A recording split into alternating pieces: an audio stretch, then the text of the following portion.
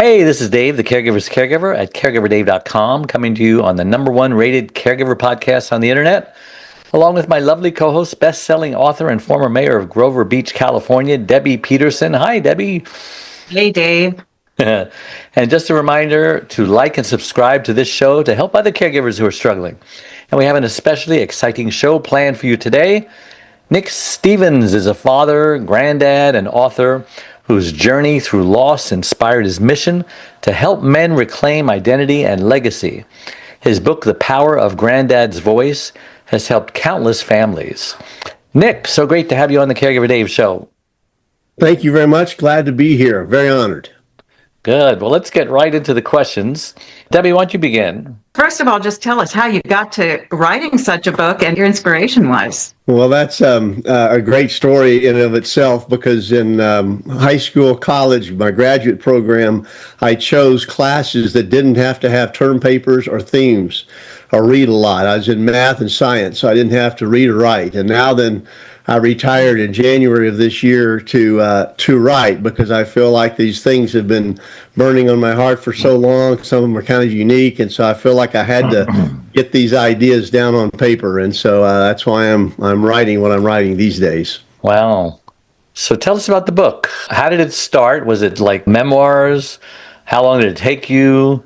And what do you hope to accomplish? What do you hope people will get out of this book? Yeah, well, thank you for asking. It started several years ago, actually. I felt like the baby boom generation, of which I am a part, created what sociologists call the fatherless generation. So our children are called the fatherless generation. And so I've had this passion about manhood and fatherhood since I was in my teens, literally.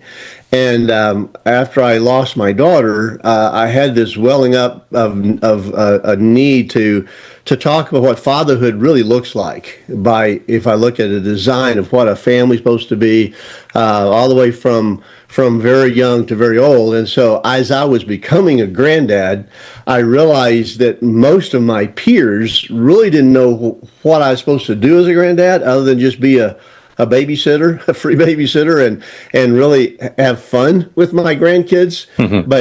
But there's this legacy forming aspect of what I need to do as a granddad. And so I just couldn't find any material about that. So I decided that it's time for me to write a book. And like I said, I've been working on this role of fatherhood and generational fatherhood for several years, and it's kind of come together this year. Wow. I'm really curious about the term you said. I hadn't heard it. The baby boomers were the fatherless generation? Yeah. What do you mean by that? Or what is meant by that? Well, you should look it up. Sociologists have coined the term the fatherless generation, because for the first time in American history, more fathers were leaving the home, whether they just walked away, whether they had too many jobs and just were never home, or they come home and they're disconnected from their family, and mom really had to raise the children. And so sociologically looking at it, the baby boom generation, I think it's the Gen X or millennial generations, those generations have really been represented as fatherless, and the effect of it you can see in prison. I have a friend that went into the prison for a weekend program, and of the 42 men in this program, everyone without exception either never knew their dad or they were abused by their dad. And so that's a microcosm of how the fatherless generation has produces the fruit of prisons. And of course, the women who have been abused or neglected by fathers is rampant in our culture. So that's what it's meant, and the fruit of it is devastating. Wow. We really didn't have role models on not only how to be a father, but then the next level up, how to be a grandfather. Interesting. Yeah. It's fatherhood is something that you can read a book about it. Matter of fact, you can read lots of books about it. But when it comes down to what the right decision for me, for this particular crazy son of mine, it's unique, and I got to be able to figure it out. And so it's fatherhood is better caught than taught. And that's why we need this role model, or we need a group of men that can walk together into what it is to be a father. I have local group I lead called Dads Talk, and it's just dads that get together to talk about what it is to be a dad. So you talk about 7 blessings and how to tie to identity. Can you talk about that? I'd love to. Yes, absolutely. As I've been looking at solving this problem in my brain about what grandfathers are to do, what's their role. Of course, my brain went to immediately, well, I'm supposed to be building a legacy. And so a legacy isn't just a matter of a financial donation that I make to my, my heritage, my family. It's more than that. And it comes down to this identity. I think Granddad, my son is Elder Nicholas II. I'm the second Elder Nicholas II. My son is Elder Nicholas III, and my grandson is Elder Nicholas IV. Wow. And so not just that scenario, but our grandchildren wear my name, and so my identity, Stevens, represents a family more than just dad, mom, and 2 kids. A family represents this generational thing. And so I started articulating these different things that form identity. And so that's where I kind of discovered these 7 different blessings that I either need to speak or represent to my family. And it's based upon identity. And identity is based upon where I came from, who I was, or who my family was, what's the history, heritage is, who am I today? Am I accepted, and I'm an okay person today, and my life is good today, and then where am I going? And so those 3 different pieces, what does my future look like?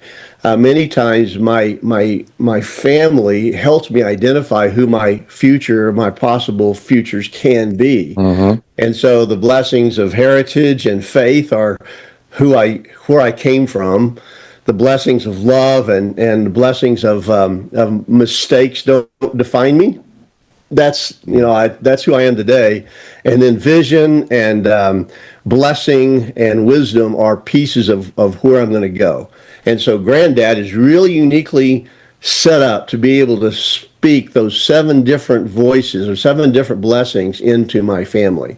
And we need to do it. My family can get it from some other places, but ultimately the best source is Granddad. Yeah, and that is so important because, I'm a grandfather of 7 grandchildren and 3 great-grandchildren. Wow. And a lot of times, I didn't complete the training of my children, for whatever reason. And so the training continues, what you can bless your grandchildren with, sometimes their parents will be blessed with. And he'll say, well, no, you never told me that. And I says, well, maybe I didn't know it at the time, whatever, right? Yeah. I love telling a story to my grandkids and have my kids go, wait a minute, I don't remember that. So it opens this, what I love is this intergenerational conversation. And when I get these conversations going between multiple generations, I call it the secret sauce, just kind of happens. This family identity kind of starts to crystallize when I have that conversation going in multiple generations. Charlene has been watching the Waltons because it's like right there when she's and said, "Oh," and I'm sure we've seen all these episodes decades ago, but we're watching them like we've never watched them, like we've never seen them before, and they're just so multi-generational. They got 8 kids, from babies to an adult, John Boy going away to college, and all the interactions. It is so heartwarming. Yeah, we've. Along with the fatherless generation, unfortunately, the technology, the internet, the information age, we can be anything, anywhere. And so to pick up and move there and move there, it's disintegrating this essential thing of identity called family. And therefore, our teenagers have higher depression and suicide rates than we've ever seen before because of that loss of this thing of identity. And family is where I need to be able to develop the realization that I am loved. Mm-hmm. And family, a lot of families, miss that anyway, but especially bad in our culture today, and we need it. So those old movies sometimes is the best place to see some of that stuff. Debbie, you got anything? I'm wondering, what do you think? Sometimes you're caring for someone as a caregiver and they're not mentally capable of speaking blessings to you. So, how then do you believe it? Yeah. Yeah, that thing of identity, that's that, we always are struggling. I don't think it goes away when we, finally get a job or finally get married. It's a struggle. And in a caregiver scenario, I got to caregive for my mother just a little bit. And I would try to get her telling stories. And she had dementia, and so in that particular illness, some of her stories really got mixed up with movies and stories she'd read, and it was hilarious. We had a fun time talking about that. But yeah, it's hard to when my granddad is no longer able to have a good conversation. I have to start kind of reaching out to albums or other ways to get hold of my heritage, and then I can ask questions and still get some dialogue sometime. I know it's not good to ask questions in a dementia situation, but the conversation is healthy, even if it doesn't necessarily be coherent or necessarily be spot on accuracy. The thing is just to have conversation if we can. Yeah. And do you have a favorite blessing of all the seven? Oh my goodness, a favorite blessing. Like a favorite child, right? Yeah, that's exactly right. It's in some situation, it's the heritage. It's so easy to talk about stories. That's why I try to get granddads to realize is that the gift here is nothing magic. It's just remembering this weird story about when I was a high school band president, and this happened, and it's hilarious, and the kids love it, but they get to know me. And so if they get to know me, they get to know themselves a little bit. So heritage is an easy one that I talk to. And I think my favorite is faith, because faith is something we think about religion, and I just don't, that's not what I mean at all when I talk about faith. It's a belief system is why I do what I do. And so coming from, I'm articulate. I'm not a quiet man who doesn't like, I like to talk. So that's not a problem for me. And I love to talk about these things about that are deeper than just my own experiences, that are deeper than really what I can figure out myself. I love talking about the reality of love. You can't see it, you can't necessarily describe it, you can't necessarily demonstrate it, but I know it's there. And so it's the same thing about these core beliefs in my prefrontal cortex. I have certain beliefs and that's where I come from. And if my life is fruitful and my life is beautiful, then I think that's my favorite blessing, is to be able to help my people who know me understand why I do what I do. And that's my belief system. So it's my faith. So that's my favorite, probably. Debbie? So do you think there's something to the Bible and even some faiths where we talk about people who minister as our Father, or we refer to God as our Father? Is there something to that? That's a very interesting thing. As I've studied fatherhood through the years, I've been amazed at things like Granddad.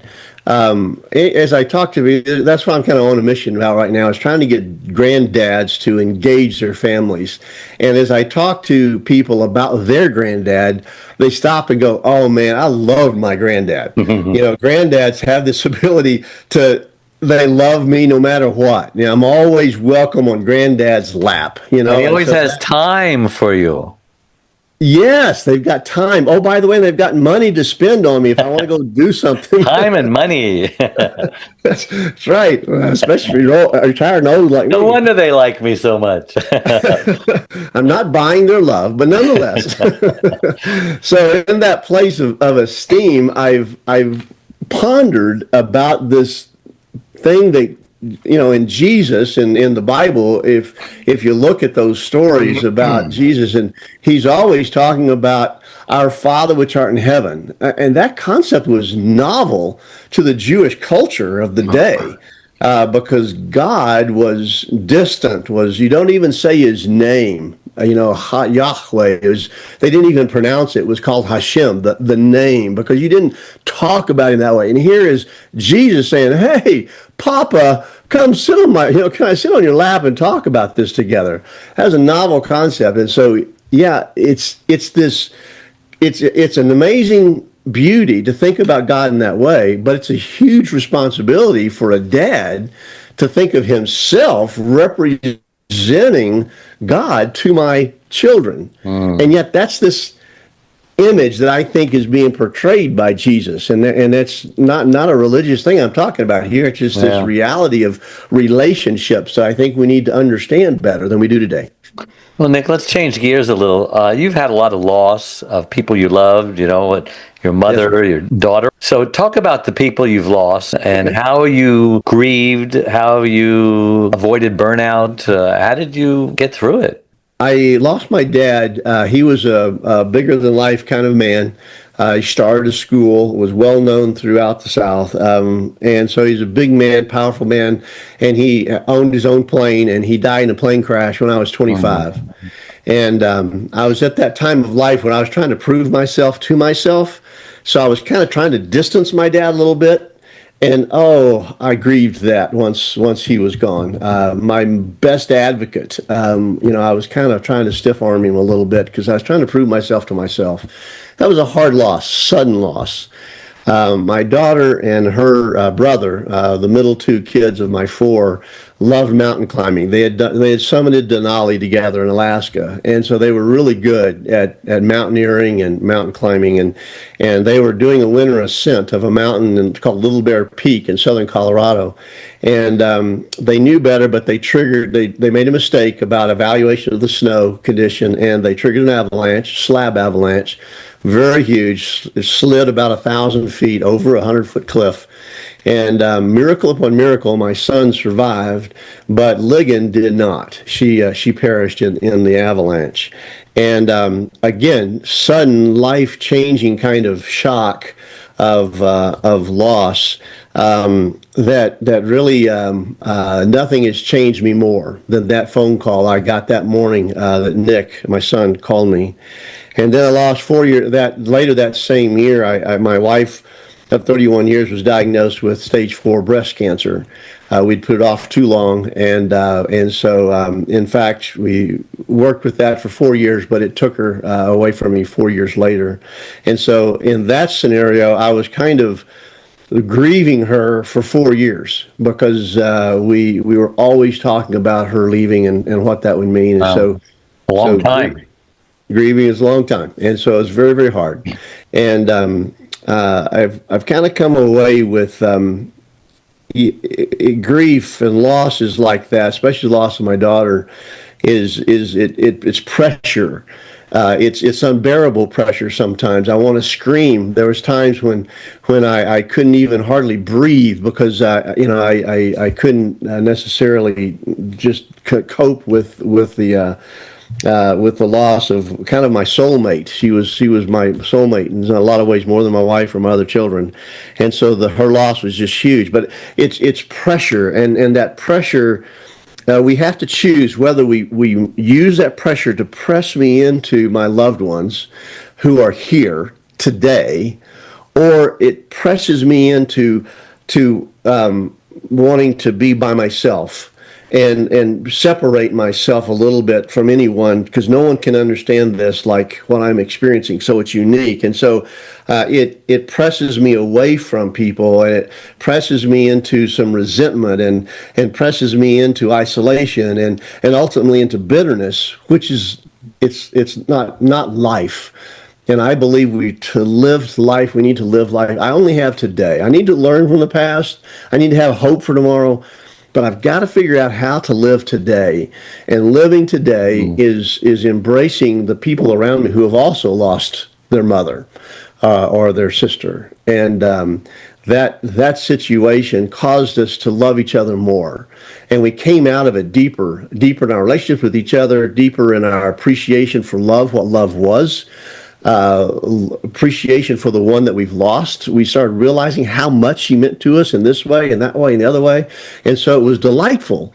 The loss was delightful. And that's a crazy concept, but it was true for me.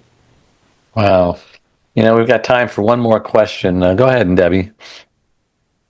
Well, I'm really touched by that because I lost a nephew who was 25 and suddenly in an unexpected car accident. And I can relate to everything that you're saying. But so thank you for sharing that because it's hard to talk about. And but I think you have to talk about it. And so I guess, what do you think if the no one sees me or the sacrifice that you're making when you're caregiving? You've got any help with that issue of people actually feeling alone and isolated when they're caregiving? Yeah, that's a big one. I have a friend of mine who I shared with him something I learned from your story and y'all's website about more people die from the stress of caregiving than the people who are being cared for. Yeah. And so the statistic of that just shocked me. And I have a good friend who's taking care of his wife, and he's been caring for her for a long time, and it's very it's consuming, it's stressful, and he was losing weight. He was taking care of his wife, and she needed it. He made a promise to never put her in a facility, and the further she got away from being able to be coherent, and one morning here recently, he woke up and she was gone. She had left the house, and it became clear that he needed help. And so the best way to do that was that scenario. And so in that, I watched him, suffer for himself and sacrifice, which sacrifice is a good thing, but it's not the best thing sometimes for the one being cared for or the one doing the caring. And so I guess my advice in that situation is realize I'm not any good to anyone if I'm not clear in my own personal identity. Who am I? And I am much more than a caregiver for this person. Not to minimize that, and let me be quick to say that, but it's this circle of people who I love. Life is defined by this circle of people who I love and who love me, and I need to reach out for that and hang on to that, in my opinion, as far as how to stay healthy in this place of caregiving. Wow. By the way, God bless you. after he and I had a conversation about this, literally from some of y'all's material, and I had another friend that was with her who had lost his wife after caregiving for her for a while, and the two of us recommended that he at least consider, and so he did. He in fact has placed his wife with in a caregiving facility, and he is different. He is happier. He's gaining weight. He's jovial, so it's been his family has appreciated the change. Yeah. The children of his wife, their mother, have talked about the appreciation of what he's being able to provide now. So anyway, it's just a beautiful situation. And it's so common that people make promises. Don't ever put me in a nursing home. Promise. And I tell people who made those promises, go back to that person and say, I know I promised that I would never put you in a nursing home, but I'm going to renege on that promise, and I'm going to replace it with a better promise. I promise to give you the best care possible, because if I try to fulfill the first promise, I'm going to die, or I'm going to get sick, and I'm going to need a caregiver of my own, and I know you don't want that. And so, when someone needs 24/7, I can't provide 24/7. One person, a facility who has nurses working around the clock, they can do it. So, and there's no need to feel guilty about reneging on a promise that was an impossible promise to make, So that's good point. Yeah, my mother told the three of us, I have two sisters, and the three of us, that putting me in a nursing home would be the same thing as a mother putting her children on the doorstep of an orphan's home. Yeah, mothers are good at dispensing guilt, aren't they? That's not even remotely the same thing. But the guilt is easy Yeah. to cast. And I got a whole thing on guilt. You know how you got to get rid of it like a dirty diaper. You can't keep it on, or it'll Oh just man, burn you. That's a great, All right. that's a Well, great analogy. It's horrible, but it's true. it's TMI. Okay. painfully true. That's right. I can't believe how fast our time has gone today. Thanks, Nick, so Oh much for wow. coming on, and Debbie, every week. Thank you so much, and all you people who are faithful and made us the number one caregiver podcast on the internet. Thank you. Remember, all our live shows become recorded pod and video casts on all your favorite platforms. Um, is there a way to get a hold of you, Nick? Website or something? Yes, the easiest way is my website, nickstevensauthor.com. Okay. And so I'm more information about me, what I'm doing, the book is all in that website. Very good. And Debbie, you have a website as well, Mayor Debbie. Well, I'm inspired. I'm going to get your book and give it to my brother, who's a grandfather and a wonderful one. I think he would love that. You can find me at mayordebbie.com or go to Amazon and look for Debbie Peterson Integrity 101 series, and you'll find several books that might be interesting to you. Nick, what's the name of your book again? The Power of Granddad's Voice, 7 Blessings Your Family Needs from You. Available wherever books are sold. And my best-selling book is It's Your Life Too, How to Survive and Thrive as a Caregiver. Available where books are sold, or our membership website, caregiverdave.com, or our Facebook page, Caregiver Dave, where you can get a free 30-minute initial coaching call, talk about whatever you need. You can also join my community on Facebook, 34,000. So again, a big thank you to all my listeners out there. Till next week, same time, same channel. May God richly bless you all. Bye-bye. Anytime we suffer loss, we grieve. And a lot of people don't realize what even the grief process is. But it could be 5 to 7 steps ranging from denial, I don't believe this is happening, anger, oh my gosh, I'm so upset this is happening, to a form of bargaining, how can I get out of this, to depression, which is a very serious thing because that often leads to suicide. And then finally, after you realize you have no more control over your situation and you're totally okay with the new normal that it brings, that wonderful, wonderful place called acceptance.